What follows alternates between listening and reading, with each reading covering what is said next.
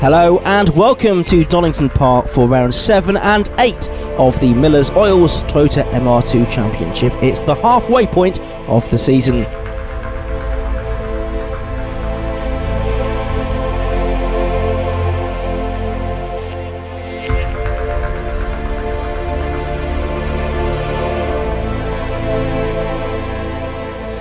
Since we last saw the MR2s in action at Snetterton, there have been 2 further races at Pembrey. The championship leader going into that event, Stuart Nichols, elected not to make the trip to Wales, so I headed down to the paddock to find out what he had missed. OK, Matt Palmer, tell us how your weekend at Pembrey went. The weekend at Pembrey was really good. It was what we needed for our championship. The car was back to how it felt at Brands Hatch, partly due to the hard work my granddad and Alex from RSR did, and it resulted in a perfect weekend, really. Yeah, you had a couple of wins there, but the first one you made it a little bit hard for yourself, didn't you? Yeah, we put brand new tyres on which hadn't been scrubbed in, so we got a lot of wheel spin off the line and felt ourselves back in third, but we managed to battle our way through the front again and then pull out a nice lead throughout the rest of the race. And why do you think you had such success at Pembrey? Because you really dominated those races, didn't you? Yeah, we were a long way ahead of the others. I just really enjoy the track. It's quite busy and a lot of the corners lead into other corners, and I just click with it. And the Donington Park Grand Prix circuit today, I guess that's a new challenge.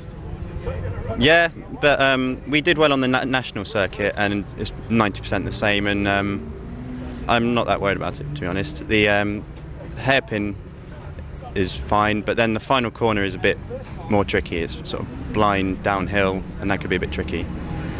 OK, thanks a lot, Matt. So Tim Heron's with me, and Tim, you were just telling me how this season's going a little bit better than you expected it to be. Well, it's a real surprise this year.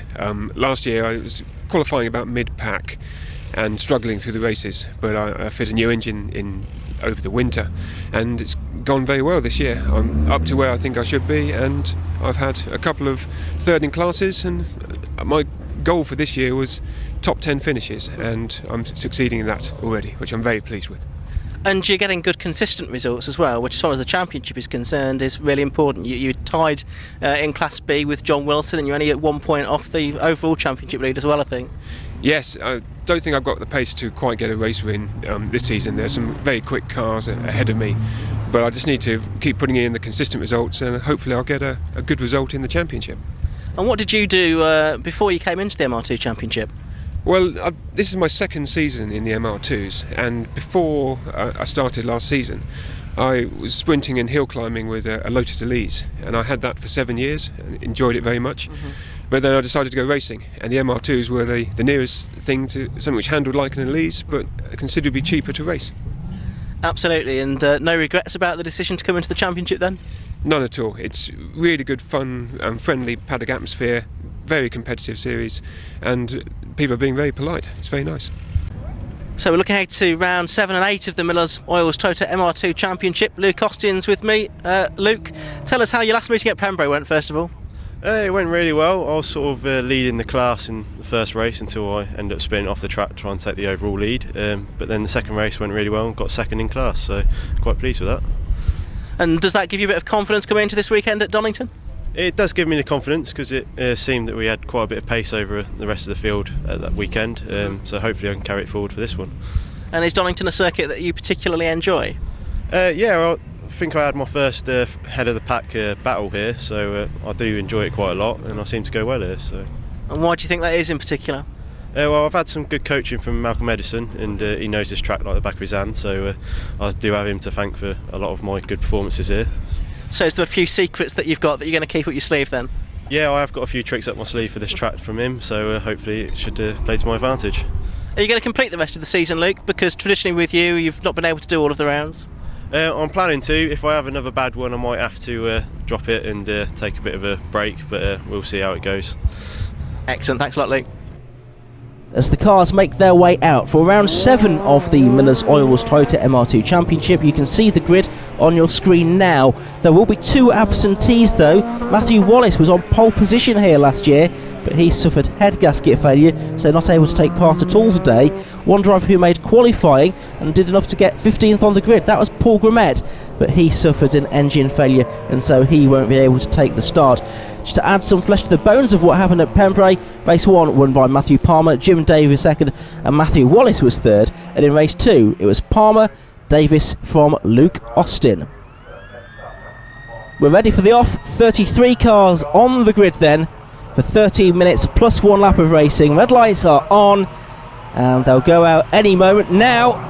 Away we go. And down towards Redgate corner they go. A good start by Matthew Palmer from the outside of the front row of the grid in his blue and green car. He's got ahead of the pole position driver.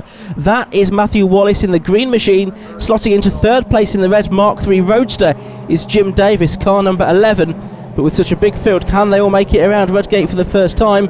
Often the answer to that question is no, but it looks like on this occasion they have all made it through safely. Challenge on for third place, and Jim Davis had briefly lost out there to Stuart Nichols, who tries to go side by side, just making a bit of a correction as they head down to the old hairpin. Nichols having slotted into fourth. He lost his championship lead by not going to Pembrey. He's now back in sixth equal in the standings.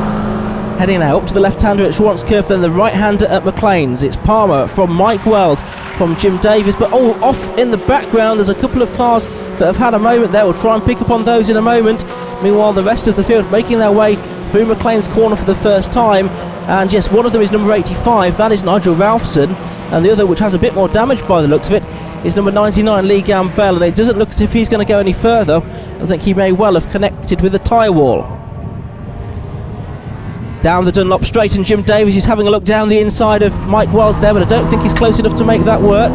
This is the view on board with Matt Palmer as he made his way through Fogarty S's, and now it's down the straight towards the Melbourne hairpin because we're on the full 2.5 mile Grand Prix circuit as used for the 1993 European Grand Prix, famously won by Ayrton Senna, and a good move there. Senna would have been proud of that. Jim Davis through on the inside of Mike Wells down at the Melbourne hairpin. It's 3 abreast further back down the order, and a spinner towards the back of the field. We'll try and pick up on who that was. But this is on board with Simon Wallace a little bit earlier on the opening lap of the race. Let's see what he can see. Now that, having just made his way ahead of us, is the 85 car of Nigel Ralphson. He was caught up in that instant up at Schwantz Curve. He's there on the left-hand side of the circuit. It's Lee Gambell on the right. Ralphson moves across to the right-hand side of the track, and there's a touch, and then they both spear off. So it was the right rear of Ralphson's car, the left front corner of Lee Gambell's car. I'm afraid it's put them both off. It's put Lee Gambell out of the race. This is on board with Stuart Nichols. He's in 4th position. Jim Davis is now in 2nd, as we saw with that move at the Melbourne hairpin, but Mike Wells trying to get that back up at McLean's, and he's done it. So Mike Wells, car number 37, the green car, goes back up to 2nd place. I'm sure he was very pleased with his pole position this morning in his Russell Hennessy Motorsport prepared car. Davis in the Rogue Motorsport prepared Roadster, as is Stuart Nichols, who's in 4th position. Further back it looks like it's Mick Nichols in 5th place. 24 car going through there. That's Martin Fowley just ahead of Simon Wallace, number 73. On board with Tim Heron. He's in the number 23 car. 2nd in the championship coming into this weekend, just 1 point adrift of John Wilson. That's the overall championship. There is a separate championship scored within the respective classes for Mark 2s and Mark 3s as well, and Mark 1s if any of them take part, which they haven't so far this season. Ben Rowe there, getting a good run out of the Melbourne hairpin and heading up then to the next hairpin, which is a left-hander at Goddard. Oh, another of the Roadsters has a moment. Oh, and almost collects one of the Mark 2s there. That's Vincent Price, car number 57. We're on board with John Wilson. This looks like Luke Austin's car up ahead of him, the red car with the white roof and white rear spoiler. Wilson in another of the Hennessy Motorsport prepared cars turns his way through Redgate corner. Looks to me as if this is 5th, 6th and 7th we are looking at in terms of the battle. Mick Nichols just a little bit further up the road, but 2nd, 3rd and 4th is very tight indeed. Jim Davis has got back through to 2nd position. Michael Wells down to 3rd, and Stuart Nichols still there in 4th position. There's Luke Austin, number 44, the Northampton-based driver of the Northampton Knights karting team as well. Here's Stuart Nichols, up the inside he goes of Mike Wells. Can he go through? He's got the car halfway alongside. Now the climb uphill towards Coppice Corner. I think Mike Wells might just about have done enough to stay ahead. Yes, he has, for the moment at least. Davies, though, runs out wide, and Wells and Nichols are both going to try to capitalise here. There's a little bit of a touch between the two of them, purely accidental. But they've both managed to continue. I think they've both managed to get ahead of Jim Davies, though. Let's see how that pans out when they get down to Fogarty. Mike Wells having a look down the inside. He goes through to second place. So it's second now Mike Wells, third Stuart Nichols, and fourth, you can see on the inset there, is Jim Davies in the rear view mirror effectively, but it changes again because Stuart Nichols carries good speed through Fogarty Edges and he gets back ahead of Wells.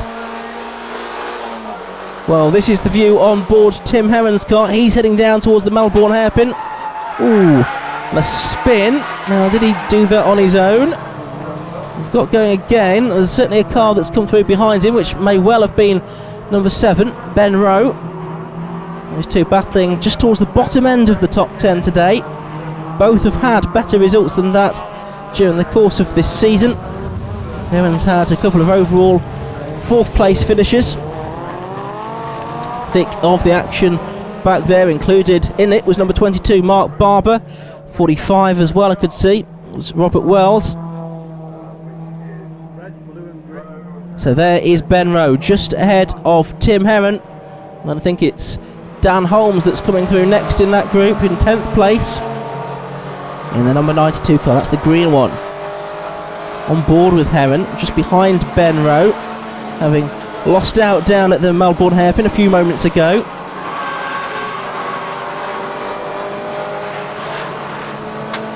Under the Starkey's Bridge, through the left-hander at Schwantz Curve.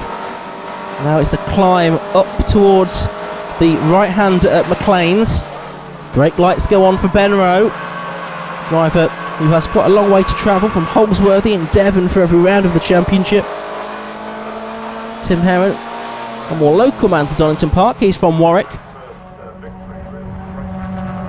can see there's a queue of cars building up behind them now, because also involved number 8, which is Clive Morford, number 33, which is Alex Knight, who, let's not forget, won the opening round of the championship at Brands Hatch back at the end of April.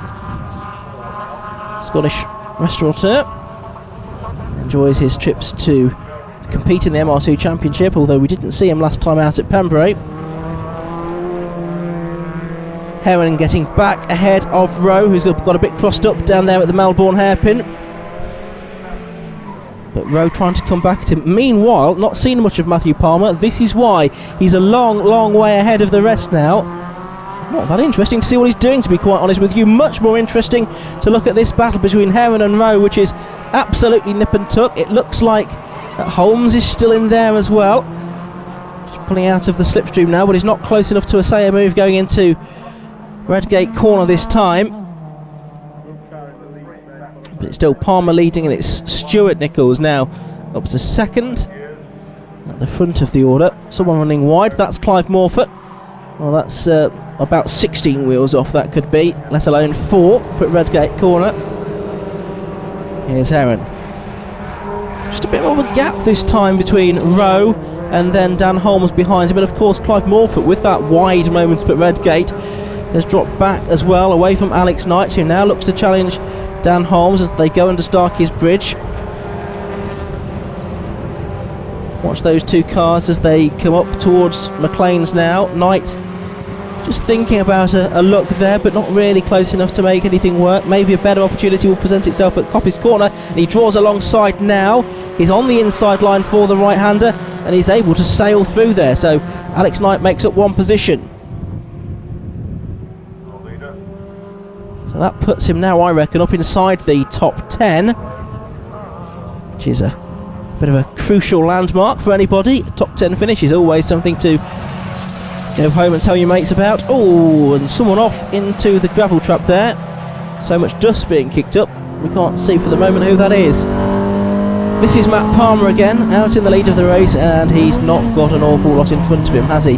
He's turning his way through the Goddard hairpin now brings him back onto the start and finish straight, past the grandstand, under the gantry, under the clock, and he goes on to start another lap. You can see it's Stuart Nichols in second, Mike Wells in third, Jim Davis, the Stratford-on-Avon driver, in fourth. Mick Nichols is fifth, and then John Wilson is in sixth position, with Luke Austin still just behind him in that red number 44 car.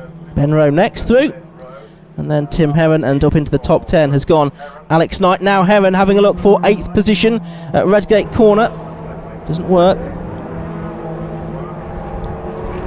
Jim Davis giving Mike Wells now a bit of a hard time here, looking to get the place back. Of course, he was running up in second position at one point in the race, was Jim Davis.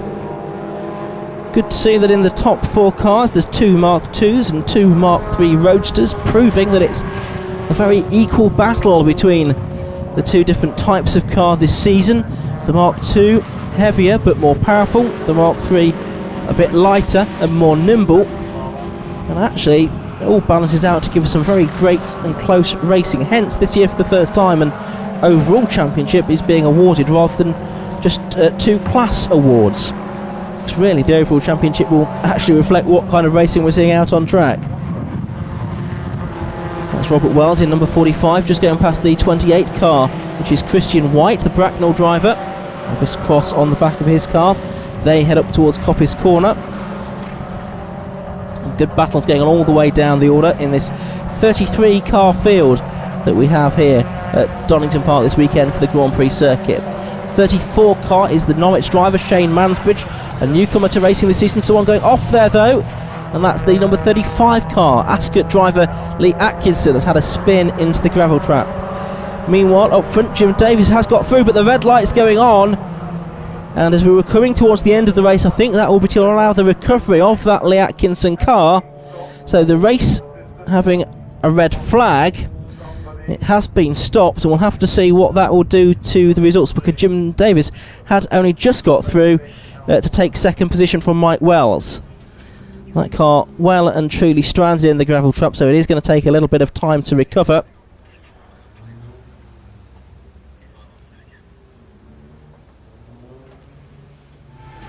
So let's take a look at the results then for round 7 of the Miller's Oils Toyota MR2 Championship. Matthew Palmer getting the win, of course. Stuart Nichols in the end, given the verdict over Michael Wells.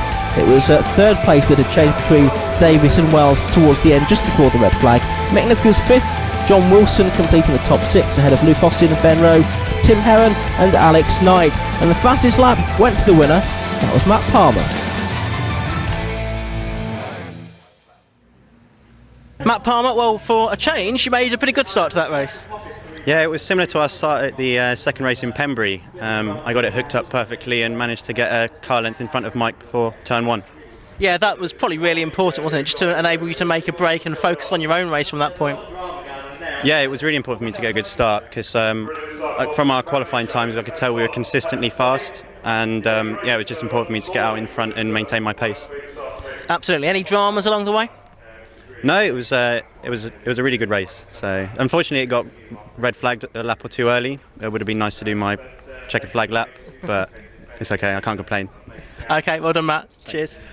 Okay, Stuart, that was a pretty dramatic battle for second position, wasn't it? Yeah, I'm going to have to look back at the footage now just to see exactly what went on, because I remember sitting back and just watching those 2 guys fight, and I thought if there's an opportunity presents itself, I'll take it. I'll just sit back and watch them 2 fight, and what a show they put on. It was amazing. Loved it.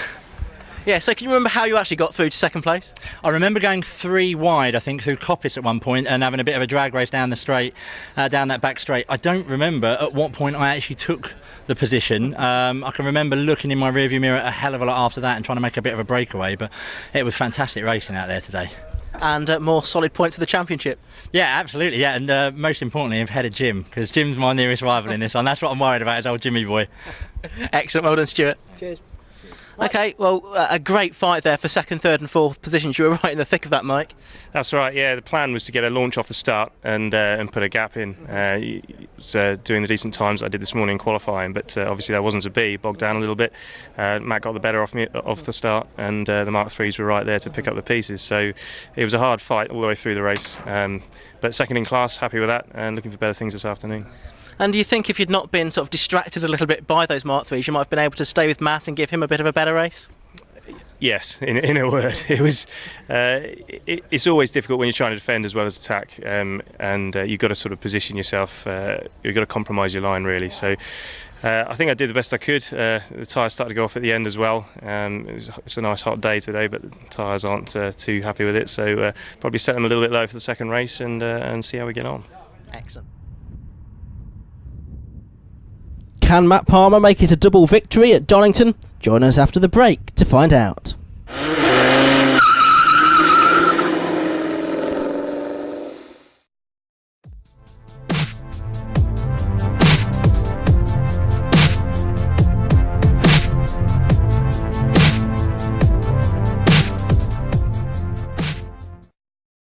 Con los terroristas.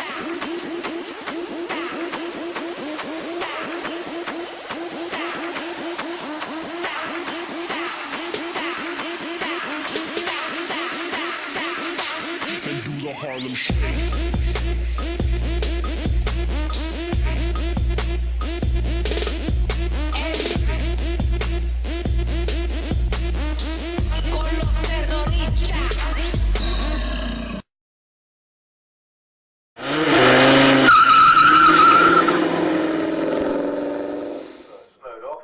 All set for round 8 of the championship. Mike Wells and Matt Palmer on the front row of the grid. Jim Davis and Mick Nichols make up row 2. Red lights out. We're on board with Matt Palmer. And he makes such a good start as he did last time. He's got Mike Wells next to him on the front row of the grid.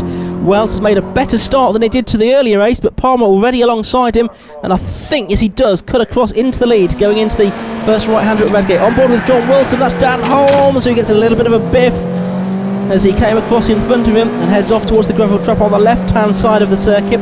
Holmes made a decent start to get alongside Wilson there, but it's delayed Wilson, and it's given Holmes an even bigger problem. Down at the old hairpin, it's Palmer from Wells, and then it's one of the two Nichols cars. We'll pick up which one in a moment, whether it's Mick or Stewart that made the better of the starts. Mick started 4th and Stewart 5th for this one.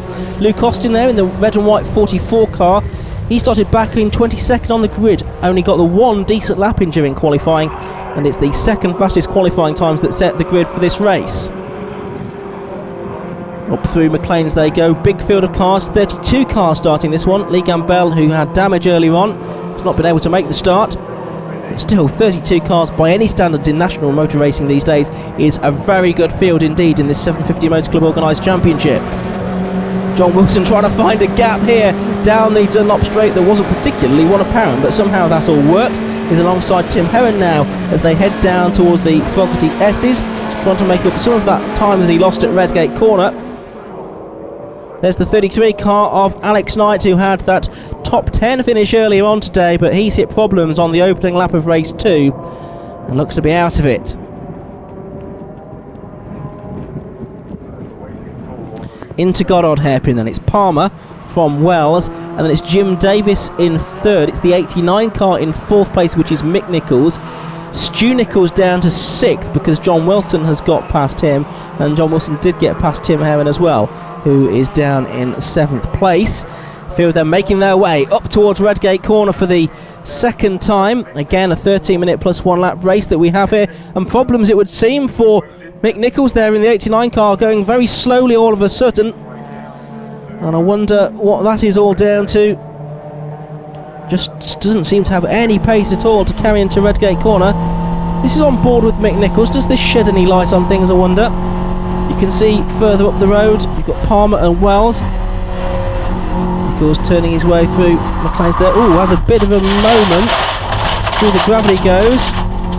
Collected it all up, loses a bit of time. That's how Jim Davis got through to 3rd. Right, well you can hear there what the problem is. It's gearbox, isn't it? Mick Nichols trying to find a gear and not necessarily being successful in doing so. So if Mick can get it to the end of the race from there, he'll be doing pretty well, I suggest. There's Stuart Nichols, and side by side with Tim Heron there, the Mark II and the Mark III absolutely together up towards the right-hander at Coppice Corner. And who is going to come out of that best? It's just going to be the 23 car of Tim Heron, still a relative newcomer to circuit racing. I'm very pleased with his progress so far, having done speed events in the past. See the number 23 on the rear of his car, quite helpfully for us. He's on the brakes now for Fogarty. Left then right, rather than right then left if you're on the national circuit here at Donington Park. You just see that Heron able to edge away ever so slightly from Nichols down this straight towards the Melbourne hairpin. Clive Morford there has the number 9 car behind him, which is Paul Hudson, who did some Formula 3 racing quite a few years ago now. And the 44 car is there as well. That's Luke Austin. As I say, watch out for him making up ground during the course of this race. Up at the front though, it is the Pembrey double winner, Matthew Palmer, getting his championship campaign back on track after a very difficult first weekend at Brands Hatch. Someone has pulled into the pit lane there. We'll try and work out who that is. It is the 7th car of Ben Rowe. Well, he was the winner of round 2 of the championship at Brands Hatch. As this battle goes on between Clive Morford and Paul Hudson in cars 8 and 9 respectively, just ahead of 44 Luke Austin, who no doubt will try and find a way past very soon. He might try and make it 3 abreast as they head down the Craner curves, which is brave if it works. Oh, he is going for it. Has he managed to get through? Well, he's got past 1 car. Can he get past 2 cars before he gets to the old hairpin? It's Paul Hudson that now is ahead, having made his way ahead of Clive Morford. Well, Austin made up 1 place, now runs out wide on the exit of the old hairpin. That allows Nigel Ralphson to try and get alongside as well. Meanwhile, Stuart Nichols still doing fine battle here with Tim Heron for that place up inside the top 6. Well, there's Luke Austin. He has managed to stay ahead of Nigel Ralphson, but he did lose out to Clive Morford again, having run wide at the old hairpin. So more work for Luke to do as he charges up the order from 22nd on the grid. Oh, it's picked off Hudson now again.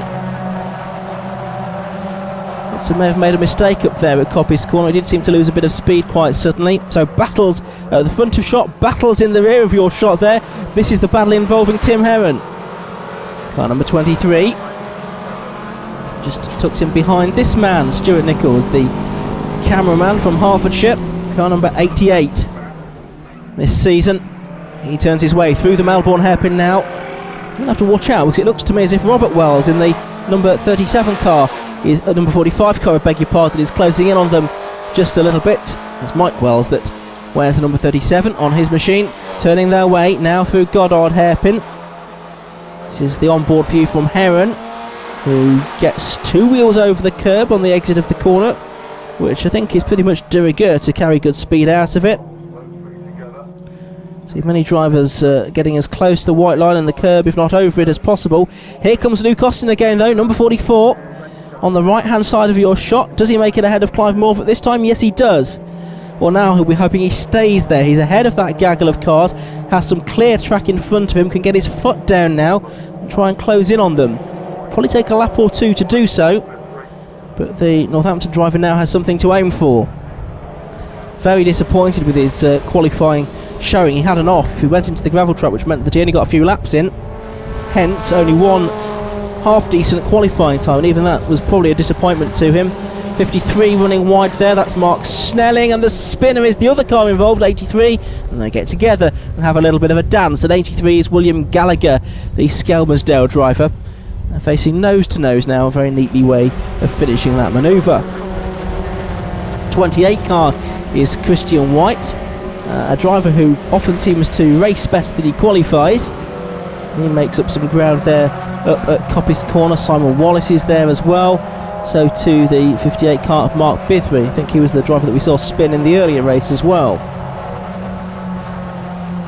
Down towards the left-hander at Fogarty then.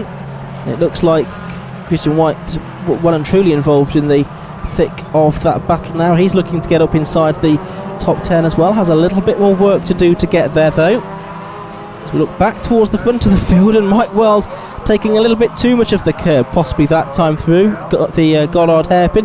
That gives Jim Davis the chance to get alongside on the run down to Redgate Corner. Red car on your right, green car on your left. It's Jim Davis in the red, and he doesn't make it through yet. So the legs on Jim Davis there for Mike Wells. He's just about managed to hold on to that position for the moment. That's second place, of course. These two quite a long way behind the race leader Matt Palmer, and quite a long way ahead of the next car, which should be John Wilson now in 4th position. Yeah, you can see John just a bit further up the road than this battle, slightly obscured now by the view of Stuart Nichols, who suddenly appeared in front of Tim Heron's bonnet. Stuart Nichols though runs wide and gets the car a little bit squirrely, and he spins. The turf and the muck being kicked up in Tim Heron's face, and Stuart Nichols, who was leading the championship after a double win at Snetterton, spins around at the old hairpin. He's kept the car running, which is something. He's on the grass, he's got to find his way back onto the circuit in a safe way, of course. Well, this is how it looked from on board with Stu Nichols. You could just see how the back end was stepping round, that tipped the front round in turn. And Stu Nichols just going into that spin, which was relatively undamaging to the car. He managed to escape without making contact with anything, but he'll be a little bit red-faced, having lost quite a few places. I wonder if the handling on that car was all that it might have been. Tim Heron in the 23 car then, making his way down the straight, the left-hander, towards Fogarty S's. And he now, I think he's doing battle. Is this with Robert Wells, who's managed to get ahead? Yes, it looks like it is. Heron delayed there by that spin for Stuart Nichols at the old hairpin. Into the Melbourne hairpin they go. So it looks like Heron has retrieved that place that he lost. But Rob Wells trying to fight back as they make their way up the hill towards Gollard. They crest the hill here, then it's downhill again into the left-hander at Gollard, which drops away from you. And the gradient change here at Donington Park does help to make it quite an interesting lap. So they go on to another lap now. Heron from Wells.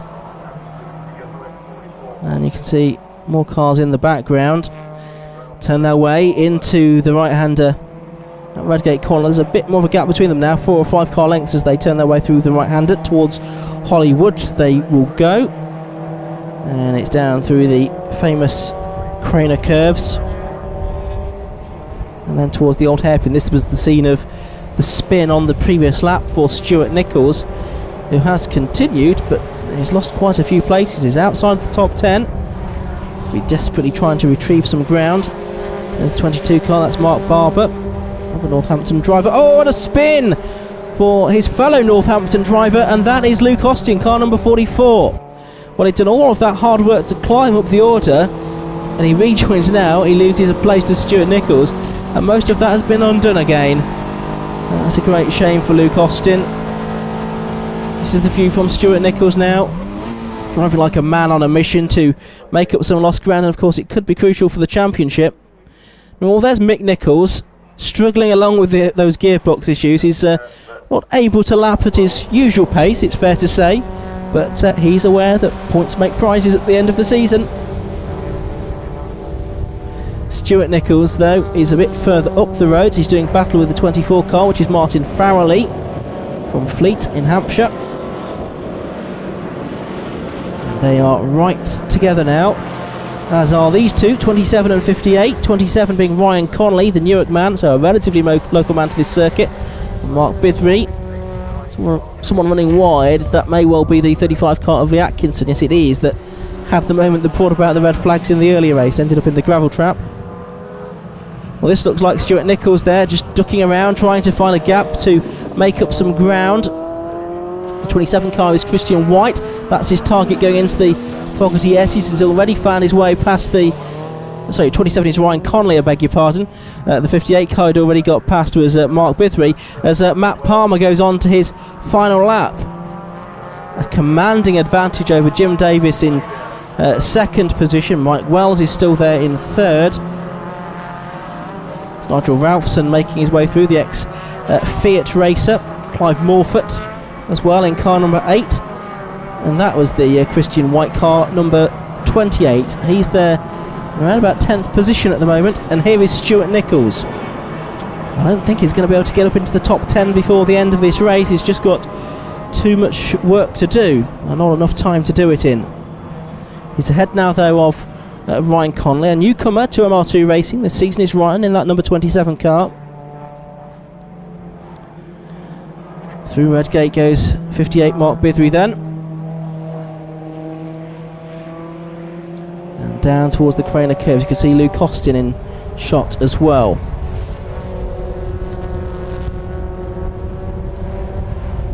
So down towards the old hairpin, it's the final lap for all of these drivers then. I don't sense that any of them particularly are looking to make any late manoeuvres to make up positions. We're fighting, of course, for the relatively minor places here, with drivers by and large not generally in championship contention. Probably more concerned with bringing their car home, having had a good race at Donington Park. Oh, Mark Bitheby possibly giving light to that, because he was off on the inside of McLean's, then off on the outside of McLean's, and loses a couple of places. Lou Costin, number 44, gobbles one of them up, says thank you very much. As a spin-up is Vincent Price, the MR2 Roadster in a cloud of dust, goes off car number 57, but that's of no consequence to Matt Palmer, car number 18, because having done the double victory at Pembrey, he's making it a double at Donington Park as well. The checkered flag goes out, and the 22-year-old from Reading takes his 4th victory of the season in the Miller's Oils Toyota MR2 Championship. And here's the number 29 car, which is Martin Fahey. He goes off. He's heading straight to the Vaughan Haslam Race School there. Into the gravel at Coppice Corner, waiting for the dust to settle. He's still there, I think. He's nosed on into the barriers, and that's very disappointing because he was almost within sight of the checkered flag. Hopefully not too much damage done there. You can have a look at that later though.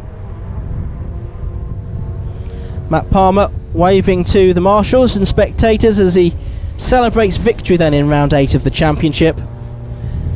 And marshals showing their appreciation as well of what was a very good race for the MR2s. And here's the result then.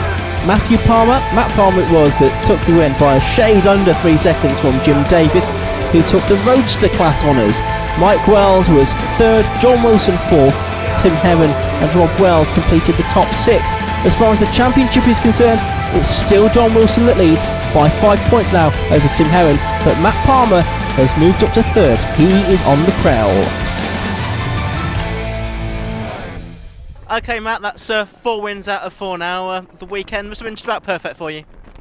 Yeah, the only thing that could have made it more perfect is if I had qualified on pole for both races, but I managed to get really good starts for both, so yeah, and then it was just controlling the pace again, and I could bring the car home towards the end of the second race. So yeah, it was really a very similar race to the first one for you, wasn't it? Yeah, it was pretty much a carbon copy, to be honest. I saw Mike and Jim having some good battles between them, and that really gave me a big gap, so I just maintained my pace throughout the race then.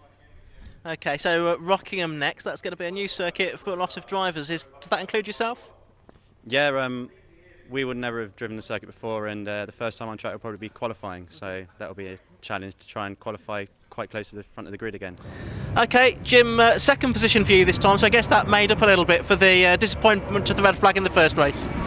Yeah, unfortunately that's happened twice to me now. At Snetterton it came down when I'd done a full lap in 3rd, but unfortunately got moved back to 4th place. So yeah, although the last race is well made up for it, I feel. We're on the ragged edge, but it was a brilliant race. And you had, as you say, a good race there with Mike. You had to get ahead of him and you had to work hard. Yeah, we were tussling in the first race as well, but unfortunately not aggressive enough, I don't think. That's my issue. Okay, Mike, 3rd position for you. Might have been 2nd, but Jim just got the better of you. Absolutely, it all started from the grid again. Bogged down on the start as I did on the first race. Matt got the better of me there. Tried to hold it around Craner curves, but he just had the line. So, and then I was doing all right for a bit, trying to catch him up, and Jim just hunted me down. A couple of mistakes on my part, so I need to sort that out. And yeah, he just got me towards the end there. Nevertheless, some good pace this weekend, so you must be able to take something from it. Yeah, absolutely. We did a bit of testing here last week, got the car set up really nicely, so yeah, hoping for more of the same on the next one. Well, the next stop for the MR2 Championship is at Rockingham. I do hope you'll join us there, but from Donington Park, it's goodbye.